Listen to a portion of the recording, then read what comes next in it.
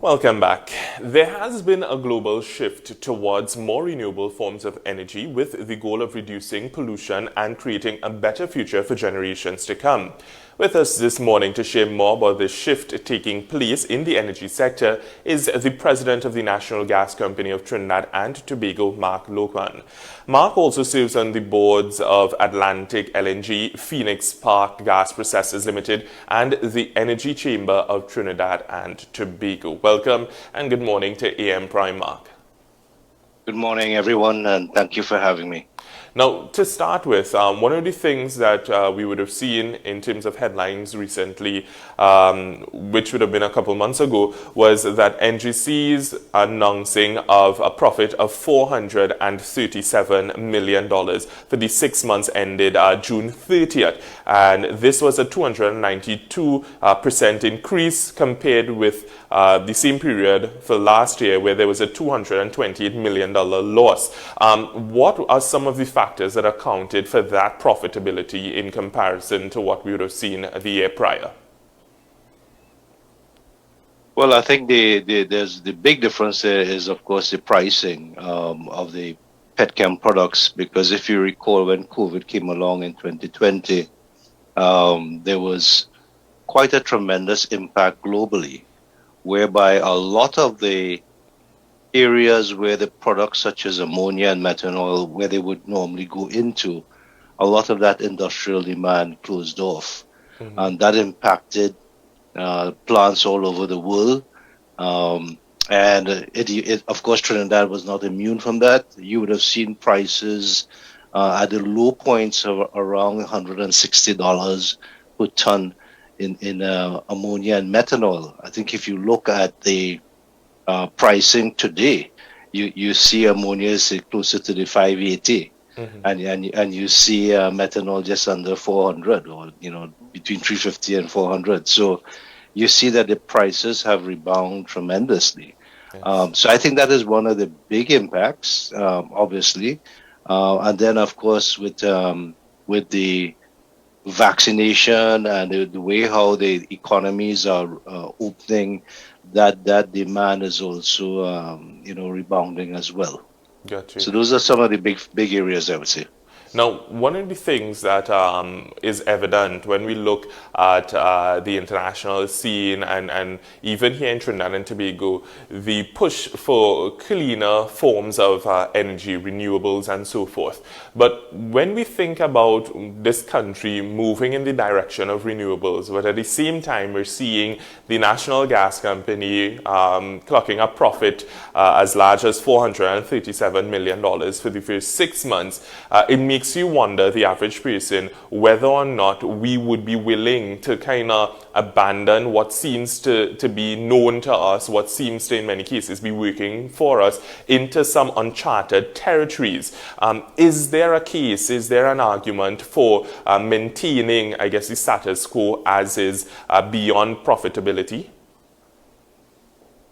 Well, I think if you look at the world of energy today globally, and you look at some of the pretty large oil and gas majors, you see a very deliberate shift towards cleaner energy, because there's no doubt. I don't know if you are aware that the Intergovernmental Panel on Climate Change, they just released a report that essentially said the greenhouse gases, the CO2 is at a 2 million year peak. The methane, which is a bit less visible to see, is at an 800,000 year peak. Some of those things are having tremendous impacts, as you see, across the globe in terms of intensity and frequency of flooding, of weather patterns and so on. Yes. And you see that as a globe, that is certainly a visible issue to deal with. If you get back to the region now, you see that a lot of our product usage, or the energy mix, is largely petroleum related, right? Petroleum based. If you look at Trinidad, of course, we have oil and gas. So the question really is, there's no doubt that as a company in the energy industry, you have to think about the world of a cleaner energy mix. And I think the world, everybody keeps talking about 2050 and trying to get to a carbon neutral level. Mm-hmm. I think there's a lot of work that's required between 2020 and 2030, where you have to get a lot of things right. You have to get your policies right, and you have to get this whole focus on the green agenda. Mm-hmm. Now let's bring that back to Trinidad, where of course we are oil and gas economy. Yes. The oil, of course, if you look at the direction globally, you see that oil will be reduced, and there are different, I guess, versions depending on which who you look to, whether it's the IRENA, whether it's the GECF reports, whether it's BP Shell outlooks. You see that oil will reduce, coal will reduce, right? So Mm-hmm. those are certainly the big emitters of carbon emissions. If you look at gas, however, while that will also reduce due to the rise of renewables or the needed rise in renewables, you see that gases are more acting as a bridge or transition fuel for quite some decades as well. So while there's a need to focus, of course, on cleaner fuels, I think there's a difference between the oil and gas area. So from an oil strategy standpoint, it is clear that it is best to try to produce as much as you can, because the shelf life is actually decreasing. Yeah. Whereas the gas, while that might be so, it's over a longer period of time. It's a transition. It's a lot cleaner. It's 42% cleaner than coal. Mm-hmm. So when you see China, for example, going to cleaner energy and moving away from coal, you see LNG imports sort of replacing that as a cleaner fuel. Mm-hmm. So there's a case to be made that where Trinidad is in the whole regional hub here, that is a case for us to continue with our oil and gas strategies. And at the same time, there's no doubt we have to move to cleaner energy mixes and go into renewable energy as a key focus going forward, carbon capture, as well as some of the longer term strategies like hydrogen and so on. So Yes. clearly that is where we are positioning now. And there's a forgotten element in all of this. Not forgotten, but it's getting a lot more attention now, I should say, and that's methane. Mm-hmm. So if you look at the same IPCC report, you see methane is contributing a significant portion towards the global climate change. Mm-hmm. It's not going to solve our problems, but methane is one of those things that sits across our entire gas value chain, and that's why we're using satellite technology. As of this year, we started to use that on our pipelines, and just to look at right-of-way threats. We have these infrared cameras that we're using to pick up leaks that you wouldn't normally see with the naked eye, and so on. So you have those kinds of activities going on. So there's no doubt we have to move in that direction. Now, in terms of companies such as the NGC, because in as much as, yes, we may need to move in that direction, companies now have to rationalize their service, their products, and so forth. In some cases, the expectation is that companies would have to start planning their exit strategy. That's, of course, unless the energy mixes would allow for it to have somewhat of a long shelf life. What at the level of NGC is being done to more or less look at how can the output be more in line with sustainability and so forth?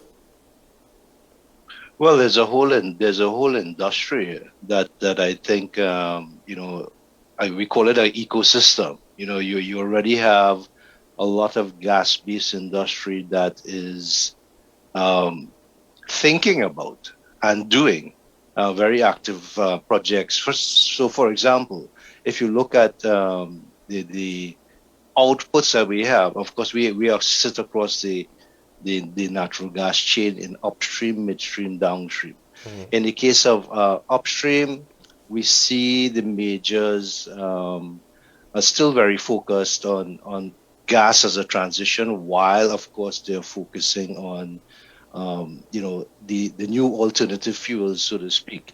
So in that light, on the upstream side, this while I hear that there's a lot of let's get out and exits and so on. That the truth of the matter is, the oil and gas production in Trinidad will continue to be an important part of our future. Mhm. Because it's not to say that all of this disappears, but clearly the global consumption and the directions that are being taken now, there's an increasing focus on um, electrification, there's an Mhm. increasing focus on the use of renewables, and clearly that is where some of the directions have to be in. If you look at our industry here, where of course there's a sort of concentrate of ammonia plants that are emitting CO2.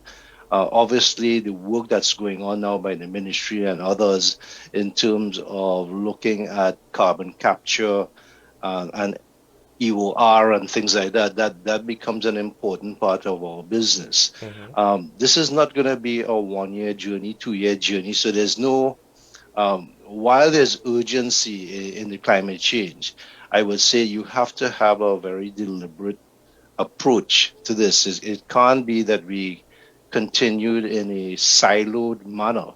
It has to be that this change in energy landscape has to be through deliberate policy. It has to be through deliberate standards, setting up of reporting systems, and so on. Because even to know how much we're emitting, I mean, we have national targets, of course, in power, transport, and industrial sector. But clearly, to know where you are, you have to measure what's going on, and you can then report. So I think there's still a lot of work going on, certainly by the Ministry of Planning, the National Council for Sustainable Development, and all the companies that you see in Trinidad, whether it's the BPs or Shells or Methanex or and so on. Yeah. I mean, a lot of these companies are facing the same issues, and I think what is required now is once there's good policy. I mean, there has to be collaboration, much more collaboration than we've seen.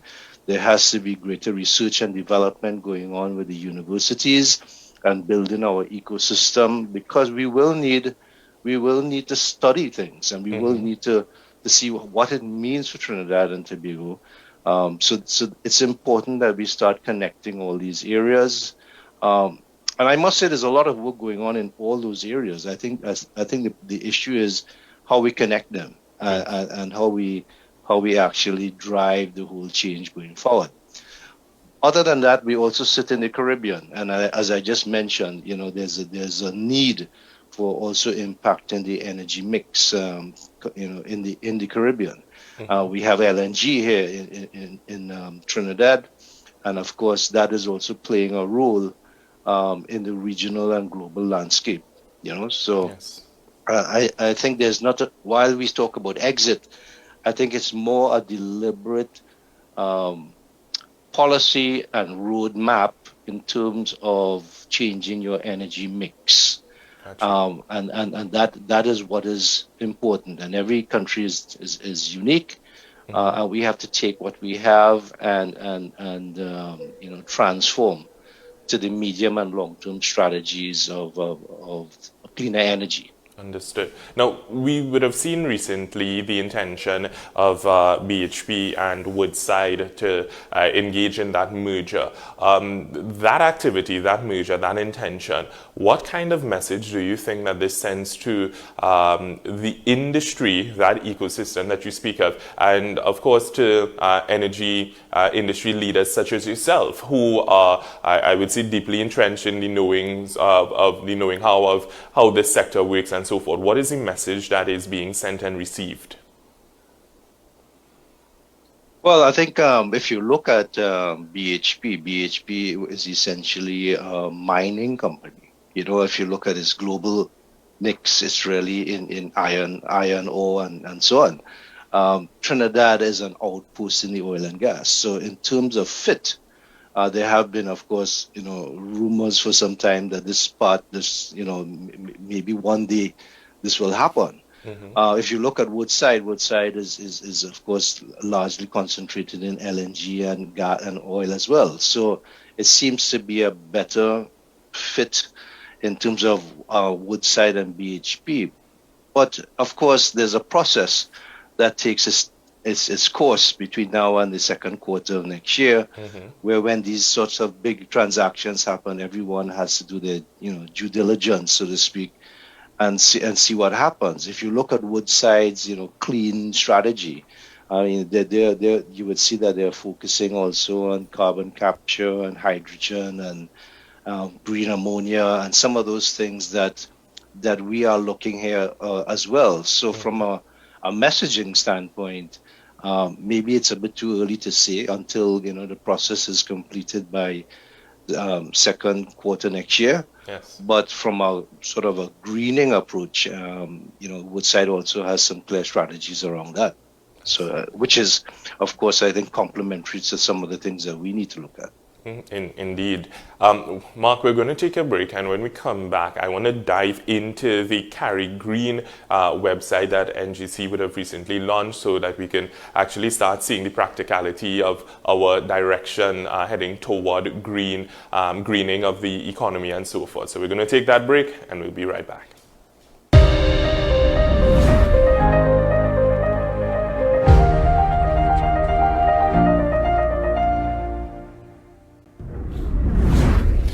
Welcome back. We are carrying on our conversation now with the president of the National Gas Company of Trinidad and Tobago, Mark Loquan. And what we were speaking about prior to the break had to do with understanding the environment in which we're operating right now and the direction that the world is going, as well, of course, the work of the National Gas Company. Now, speaking of which, if you log on to carriegreen.ngc.co.tt, it's a new website there, something that would have been launched by the National Gas Company of Trinidad and Tobago. And as soon as you log in, the first thing you see, a green new future starts with you.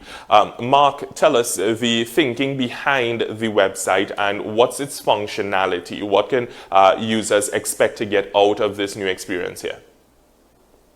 Well, we launched this website in early June, and the intent was that it will be building. So it's a work in progress as we get the various permissions and collaborations from Caribbean entities, ministries, with the purpose that we're not duplicating information all over the place. Everybody, as I said, has all the information already. But the idea was that you can see a lot of the green space in this region in one place.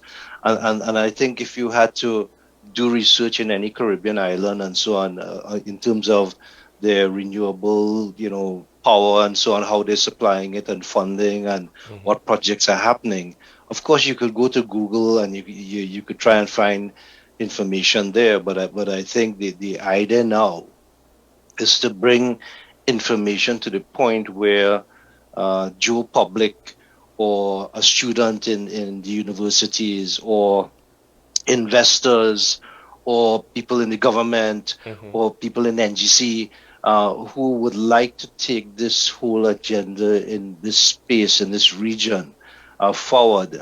We don't profess to have all the knowledge on the green agenda, but it's a space where it requires collaboration. It's a space where you don't have to invent the wheel all the time. Yeah. So the idea is that a lot of the green agenda information on renewables, on energy efficiency, on solar power, on wind, and so on. There are countries who are already, more advanced than we are, and so on. So it's a question of how can we now share this information in one place. That was the idea, the thinking behind it. Yes.